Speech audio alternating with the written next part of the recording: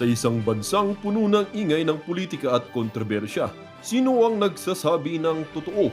Sino ang nasa panig ng bayan? Welcome to Bayang Pinas, ang news channel na hindi takot maglatag ng katotohanan. Dito, pinag-uusapan natin ang mga isyong may kinalaman sa kinabukasan mo, politika, pamahalaan at ang tunay na kalagayan ng ating bansa. Hindi kami bayad, hindi kami bulag. Sa Bayang Pinas, ang boses ng mamamayan ang tunay na headline. Kaya kung sawang-sawa ka na sa mga baluktot na impormasyon at scripted na kwento, dito ka na. Dito sa Bayang Pinas, tayo ang bantay at boses ng bayan. Kung gusto mong manatiling mulat at informed, don't forget to like, share, and most importantly, subscribe dahil sa panahon ngayon, ang kaalaman ay kapangyarihan. Ito ang Bayang Pinas, balitang totoo, pusong makabayan para sa sambayanang Pilipino. Tara na't alamin ang tunay na balita. Mo dyan sa ali na yan, parang maliho ata yan. Mamaya ho natin yan na papasadahan ika nga. Nako, eto na nga ba sinasabi natin? Ang sabi ho nitong si ito muna tayo. Ang sabi ho nitong si Rep Nicanor Briones, di ako nag-iisabong. Sa totoo lang, may nag-message sa akin. Tinignan ko lang naman. Nako, tinignan lang. So, hindi totoo yun. So, ang susunod na dahilan yan, so ikaw yun. Kayo ho ba yun? Kasi mapahanggang sa ngayon, di pa natin narurule out kung kayo ba yun, sino yun, di ba? Hindi pa natin talaga nalalaman kung sino yung congressman. Kasi nakatalikod eh. Ang tanong, kayo ho ba yun? Okay, ha? Ayan ho, mukha mo pa lang, sir eh. Diskumpiyado na ako na di ka nanonood. Di ba?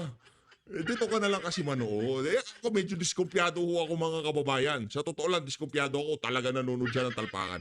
Ito mga kababayan, tignan natin. Ika nga, i-zoom natin yung larawan. Ayan. Kayo naman pala, kayo naman oo. Hindi naman pa.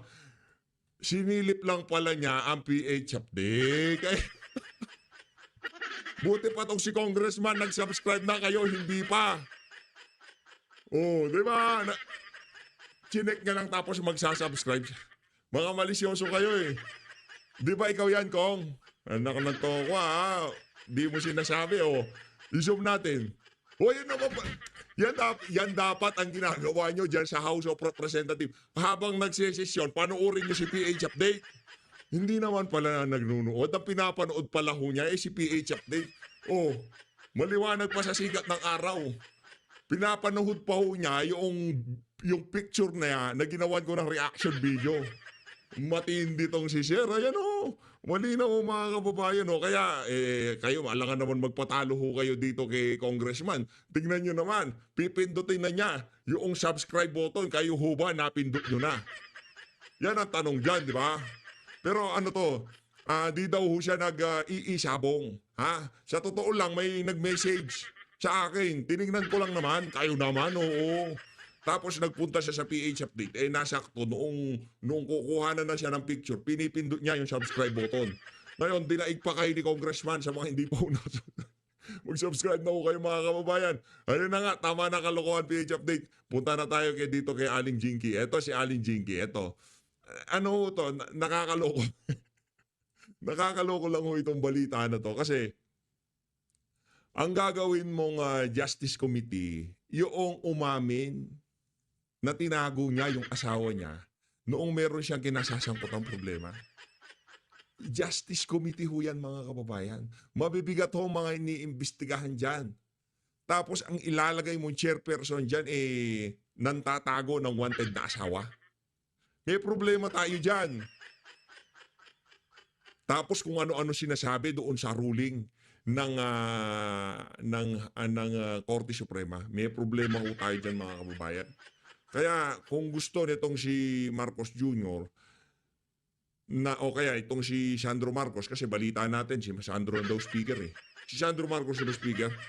Kasi yung mga key post o key committee dyan sa House of Representatives, ang dating yung mga katsokara ni Sandro, yung mga nauupo. Ano ba plano ninyo dyan? Yung si Swansing, di ba? BFF yun ni Sandro. Ano nangyari doon? Anak ng tokwa, Swansea, Apro, chairperson. Sino ba? Sino ba ang speaker ngayon? Si Sandro o si Romualdez? Bantay ho kayo dyan mga kababayan. Baka biglang, biglang, kasi strategy dyan, o sige, paupuin muna natin si Romualdez. Ito ano lang naman to, di ba? Hypothetical. Paupuin natin si Romualdez. Mainit lahat ng issue. Biglang palitan natin. Sa pagpapalit na to, ang dating parang napanagot siya sa mga lahat ng mga kalokohan na nangyari sa pamumuno niya. Tapos bigla-bigla, ilalagay din nila yung kaalyado nila. Yung lugar na dapat maimbestigahan yung mga kabalintunaang nagawa nitong si Martin Romualdez, hindi mangyayari dahil si Sandro din ang Speaker of the House. Hindi ko alam kung pwede posible ba yun si Sandro maging speaker kasi ano na siya ngayon Deputy Majority Leader ata ho siya ngayon, di ba? Oh. Kung hindi naman siya, sino? Si Toby Tiangco. Kung si Toby Tiangco, maghahalo ang balat sa tinalupan.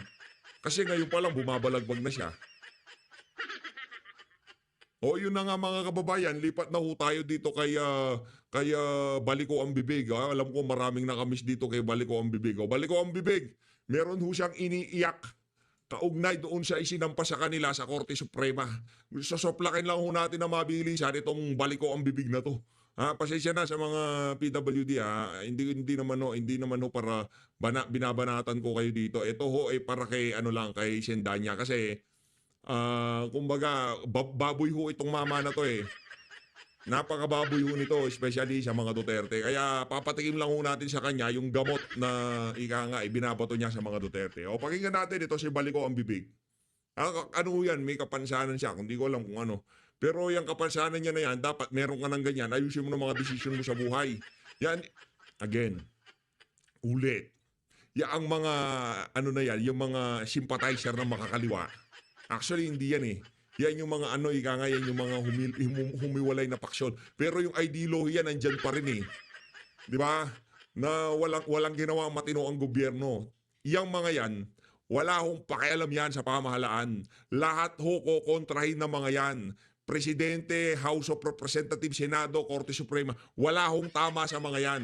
Ang tama lang sa mga yan yung pagka yung kanilang naretibo, yun ang kanilang napagana. Pakinggan natin ito si Baliko. Sa mga taong ito, na alam naman natin na alleged pedophile at mass murderer, then I am at peace. Obvious na modus ito ng mga Duterte para patahimikin ang kanilang mga kritiko. Kanila pong binibiktima ng legal harassment para tumigil magsalita tungkol sa katibalian, pangungulimbat at pag-aabuso nila sa kapangyarihan. Pangungulimbat? Di nga. Pang-abuso sa kapangyarihan? Meron bang pinakulong si Tatay Digong na pulis? Na vlogger? Pinaimbestigahan ba niya dyan sa House of Representatives at Senado yung mga kritiko niya? Yun ba ang pang-aabuso sa kapangyarihan? Kung merong abusado dito sa kapangyarihan, yan yung amo nyo. Yung inyong Diyos dyan sa House of Representatives, si Martin Romualdez. Langya ka. Lumang kwento na po ito. Wala na bang bagong strategy? Napaka-ironic na makasuhan ng indirect content ng mga ito na alam naman natin sa kanilang record sa presinto, wala na mga respeto sa rule of law. Uy, ano rule of law? Brad, sinong pinatutungkalan mo dito? Si Attorney Ferdy Topacio? Attorney Mark Tolentino? Kong Jing Paras? Sino ba pangalanan mo? Para maragdagan pa yung kaso mo. Ang tanong, bakit takot na takot ka? Yan ang sagutin mo, Brad. Binalahura mo nga ba ang Korte Suprema? Iyon ang tanong, binalahura mo ba? Kung ang sagot, yes, yari ka. May kalalagyan ka. Kung ang sagot mo, no, hindi. Wala kang problema. Pero base sa body language mo at the way na magpaliwanag ka, malaki ang problema mo, Brad. Kulong ka dito sa isa na to. manalamin po sila. Sila pa talaga ang nagkaso ng contempt. Kung ito ang consequence ng pananagot kay VP Sara Duterte sa kanyang pangwalipat sa kaban ng bayan at pang-aabuso sa kapangyarihan, again, I am at peace. Kung ito po ang Paano papanaw ka na ba? At anong at peace? Hindi ka magiging peace. Kasi marami kang pupunta ka sa Korte Suprema, tatanungin ka nila, ano ba sinabi mo? O sige, anong basihan mo? Ba't mo nasabi yun? Uy, hindi, binasa mo ba yung 90 pages na ruling? Nabasa mo? Hindi po. So ano nabiging basihan mo? Ba't mo nasabi yun? Yari ka dito, Brad. Yari ka dito. May kalalagyan ka dito. Higa nga, dito mo na makikita yung matagal mo nang hinahanap. halaga at bayad po sa ating paninindigan para sa katotohanan at katarungan, carry naman. Kasi sa dulo, Caring at Becky na Becky naman. Di ba? Yan ang mga litanya. Wala akong problema sa inyo ha. Kaya si Sir Jack na bahala sa inyo. Marami din akong kaibigan na ganyan pero yung iba talaga medyo palsipikado lang ang mga tirada sa social media. Ang tanong, kanino ako nagsaside? Siyempre nagsaside ako kay Sir Jack. Hindi pero respect. Yung komunidad na yan napakakulay at napakasigla. Napakasaya.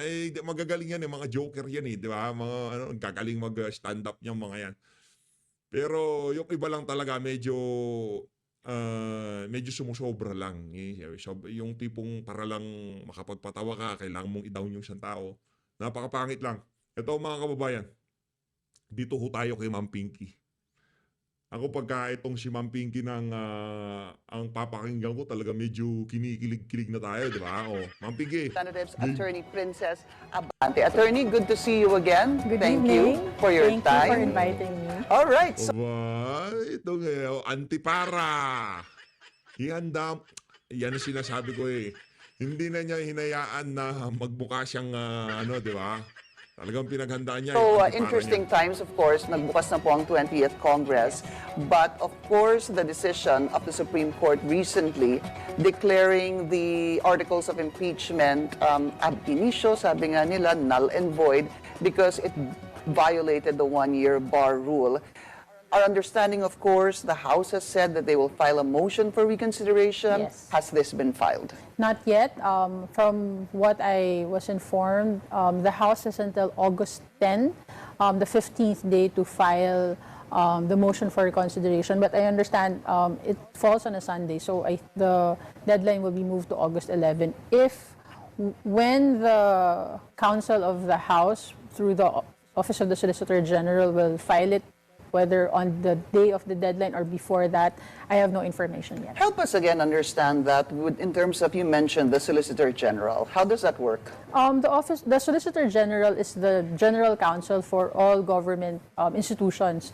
So by operation of law, they represent the House of Representatives in cases where the House is named as a respondent. All right. And has there been a meeting of minds between the government counsel and the House prosecutors? Like we mentioned in our previous statements, we believe that there were erroneous facts that were relied on by the Supreme Court in their decision. The one-year ban rule was applied in the actions of the House that we followed based on the Constitution. Attorney, hinay-hinay ka. Hinay-hinay lang. Okay? Binabalaan na kita. Binabalaan na kita. Ang kalaban mo dito, hindi lang ang Korte Suprema.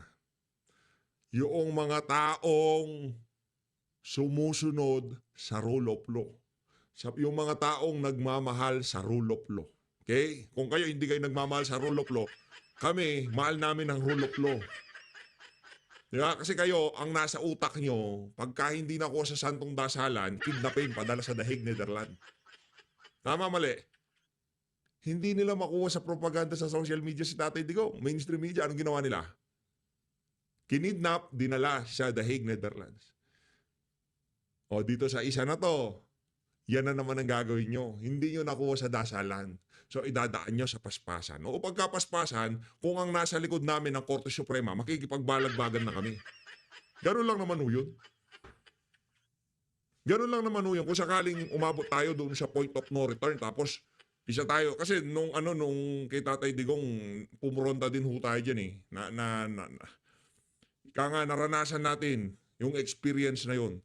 Pero kung sakaling magkaroon ng labanan between dito sa mga rumirespeto sa rule of law at dito sa mga hindi rumirespeto sa rule of law, dito ako aanib dun sa mga rumirespeto sa rule of law. At alam namin, yung mga matatalino, yung mga walang bahid na politika na maestrada ng Korte Suprema, sila ang nasa likod namin.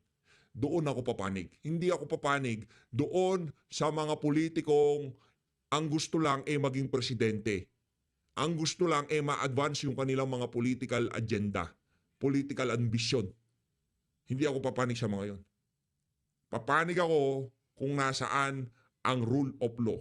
Yan. Constitution, the rules of the House, and previous rulings of the Supreme Court. And we intend to file the motion for reconsideration to clarify these erroneous facts that they relied on. Our position is that they did not take into consideration the official documents that were submitted to the Supreme Court. And in this clarification to the motion for reconsideration, we're hopeful. While we respect the Supreme Court and their decision, we will use the legal avenues that are provided for the House of Representatives to continue to assert its power given to it by the Constitution. Sige, madam, tuloy-tuloy mo lang yung erroneous facts mo na yan, ha? Tuloy-tuloy mo In lang. initiating the impeachment. Under Article 11, Article 11 rather. Supreme Court, erroneous daw yung mga facts nyo. So, ibig sabihin, tanga yung mga yung mga maestrado natin. Ha? Hindi ba nila na fact check yung mga facts na ibinigay sa kanila? Mali daw mali. Ano ba ibig sabihin ng erroneous? Diba? Erroneous. Nako. May problema tayo dyan, madam. Korte Suprema, para dito kay Attorney Ferde, merong gustong humabol. Oh, mali daw mali. Kung sinasabi nyo yung unanimous na bumoto na unconstitutional, yung mga binasa nila, yung mga readily available na facts sa mainstream media, social media, yung mga news article o yung mga isinumiting dokumento sa kanila ng mga petitioner erroneous. Aba, kasuhan nyo. Kasuhan nyo yung mga nagpasa ng yung mga petitioner kung mali yung mga nila. Di ba? Kasi kung meron kayong mga dokumento, kontra doon sa mga dokumento nila, ibig sabihin, dinoktor yung mga dokumento nila. Falsification of legislative documents. Yan! Sinasabi ko sa inyo, mapapalayo na ho tayo dito. Of the 1987 Constitution. All right. I want to go back to the Solgen. I was asking, has there been a meeting between the Solgen and the House prosecutors? Or On slash the private prosecutors, yes. Regarding the motion for reconsideration, I understand that the House and the Office of the Solicitor General already discussed what needs to be raised in the motion for consideration. It was actually, I believe, the OSG that informed us that they intend to file a motion for consideration because of these observations that they found in the erroneous facts that were. Yan na naman. Ilang beses na niya sinabi yung erroneous facts. Nako, ulit-ulit ka, madam, ha? Ilang beses na yung erroneous facts na yan, ha? Oh, ang dali lang palang i-impluwensyahan ang pagdedesisyon ng ating maestrado diyan sa Korte Suprema. Latagan mo lang ng erroneous facts. Tama, madam. Oh, erroneous facts. Galingan relied mo. on by the Supreme Court, and that the House agreed that to protect the institution by fighting for its power to initiate the impeachment proceedings, that a motion for reconsideration is needed to be filed. So, to be clear, Attorney, sinong nangunguna dito ngayon? Would it be a combination of the House and the Solgen, or is it the Solgen spearheading this MR? As its counsel, the Solicitor General's office will be the one that will be preparing the motion for reconsideration. Okay. Tapos siguro with insight Unanimous nga, tapos magmo-motion for reconsideration ka. Ano ka, tanga? Yan ang laki ng problema nyo dyan, madam. Sa totoo lang ha, laki ng problema nyo dyan. Nagkukumahog itong si Tamba na hindi kumuho yung napakatagal niyang binuo na impeachment laban sa kay BP Sara. Napakamahal na gastos, nandyan na yung 150 million daw di umano na binayad doon sa mga pumirma. Napakarami ho niyang oras na sinayang para siraan si BP Sara. Kailangan pa niyang mag-hearing ng katagal-tagal. Napakaraming sesyon para lang mabanatan itong si BP Sara. Kaso ang problema, ang sabi ng Korte Suprema, null and void ab initio. Ang sakit to. Natawa January pa lang last year. Actually, ano pa lang December pa lang last year.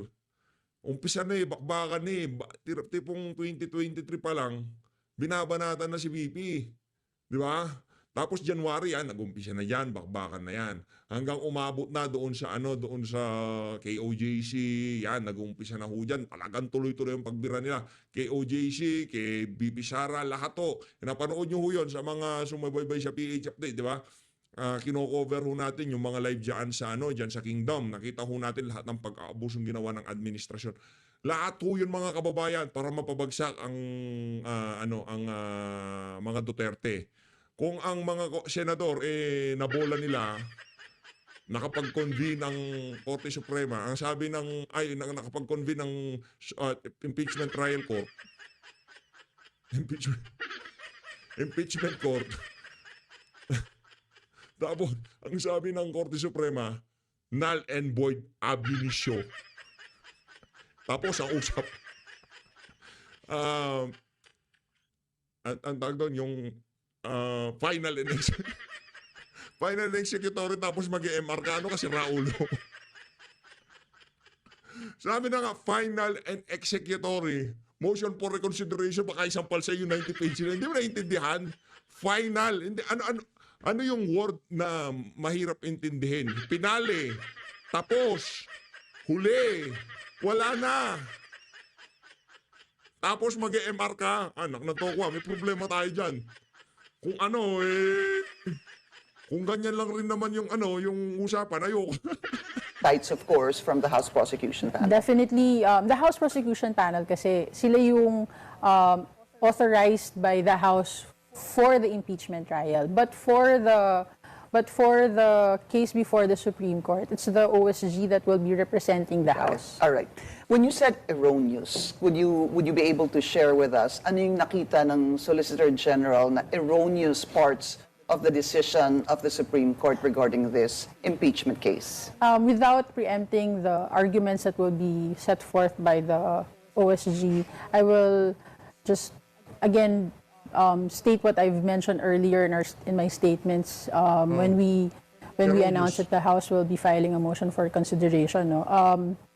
Number one, the Supreme Court mentioned that walang plenary vote doon sa pag-transmit ng fourth complaint to the Senate when in fact it was already in the records of the House that it was voted by the plenary, the House itself, the whole body of the House, when it was validated that the fourth complaint was signed and verified by at least 1/3 members of the House. Yun na yung vote. Yes. Yeah. And then, yung inaction na sinasabi on the first 3 complaints, that no action was done on the 3 complaints before it adjourned, when actually there was. It was done after the 4th complaint was validated, that it's been verified and signed by at least 1/3. It was archived by the plenary Okay, as well. so balikan lang natin. So a little bit more digestible. Ang sinasabi niyo po, Attorney, dahil nagkaroon po ng 4th impeachment complaint, which gathered more than 1/3 signatures, ito pong resolution, nakakuha po ng more than 1/3 signatures under the law in the 1987 Constitution, Article 11, that should form the articles of impeachment and will be transmitted to the Senate. Yes. Ang sinasabi niyo ba sa akin na nung na-transmit po yan ng Feb 5, that first 3 complaints that were calendared by the House that ended on February 5, the day the resolution was signed by 1/3, dinismiss po yung 3, tama ho It ba? was not dismissed, it was archived. It was archived because you had the 4th impeachment Yes, complaint. it was moot Okay. already. I see. So there's no such thing as na-dismiss, na-archive kasi may nag-supersede. Yes. Tama ho ba yun? Yes. Alright. Kung ganun ho kasi yung siguro thinking of the House, no? And the House is defending this as such. The Supreme Court obviously saw this in a different light. They saw that the first 3, the December 2 impeachment complaint that was filed, the December 4 impeachment complaint that was filed, the December 19 impeachment complaint that was filed, was included in the order of business within 10 session days that actually ended, supposed to be on Feb 5. It was archived and then it was dismissed. Yun po yung kanilang sinabi doon sa kanilang Supreme Court decision. How do you actually prove or encourage them to think otherwise? Kasi nagsabit na ho kayo ng mga dokumento, hindi ho ba, when they asked for it? In the body of their decision, they relied more on news articles rather than they did not mention, in fact, the documents that we submitted, which are records of the House of Representatives. That's why, again, we would want to file a motion. Yun kasi baka ito ganito yan. Hindi naman sa ano ha, kumbaga baka kasi yung mga news article mas kapani-paniwala doon sa sinumiting dokumento ng House of Representatives. Baka doon ho sila nagka-problema, 'di ba? Baka mas kapani-paniwala yung mga isinumiting yung mga news article kasi doon talaga merong oras, merong kumbaga lahat ng event, yung sequence of event, nandun talaga sa mga news article. Makikita hindi ka makakapagsinungaling. Ang problema baka yung isinumiti ho nila, yung kung tawagin niya erroneous. Hirap no, Brad. Sinasabi ko sa'yo. Puro ka kasi erroneous Yan tuloy napapa-erroneous na rin ako sa'yo. Motion for reconsideration to clarify these facts, and perhaps that they would see that in the House's actions in the initiation of the impeachment proceedings, that it did follow the provisions of the Constitution, including the previous rulings of the Supreme Court. When you talk about the previous ruling, are you talking about the Francisco Yes. ruling, no? Balikan lang po natin, attorney, for those who might are not very enlightened with this Francisco ruling. This is the ruling to which the Supreme Court had said, basically, the one-year bar starts upon initiation. At ang sabi po dito sa Francisco ruling, maybe you should be the one to tell us more. The one-year ban starts at the initiation at the Committee on Justice, not the filing of the complaint. And in this case, only one complaint was initiated by the House of Representatives, and that is the 4th complaint. That was filed last February 5. Yes. All right. Doon ho kaya sa motion for reconsideration, was there a consideration that maybe the House might want to ask for oral arguments? I ask that because the former Chief Justice Artemio Panganiban had mentioned that if he were still, sabi nga niya, with the Supreme Court, there were issues he would have done a different process. And one of that, he said that there should have at least been an oral argument here.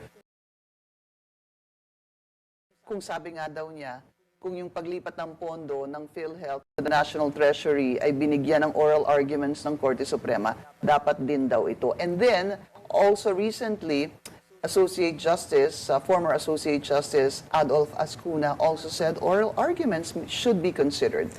Well, it will be up to the Council of the House of Representatives on what they will pray for in the motion for reconsideration. I have no information aside from what the initial observations were by the House's counsel, but we have read the other commentaries on the decision of the Supreme Court, and we are hoping that with the filing of the MR, we would have a better position so for the House to continue with the impeachment proceedings. Siguro, just for clarity also, I don't know, I wasn't looking at the screen, if we were able to show that particular article in the 1987 Constitution, yung pong sinasabing one-third vote, that if the House actually is able to gather one-third vote, here it is, a vote of at least one-third of all members of the House shall be necessary either to affirm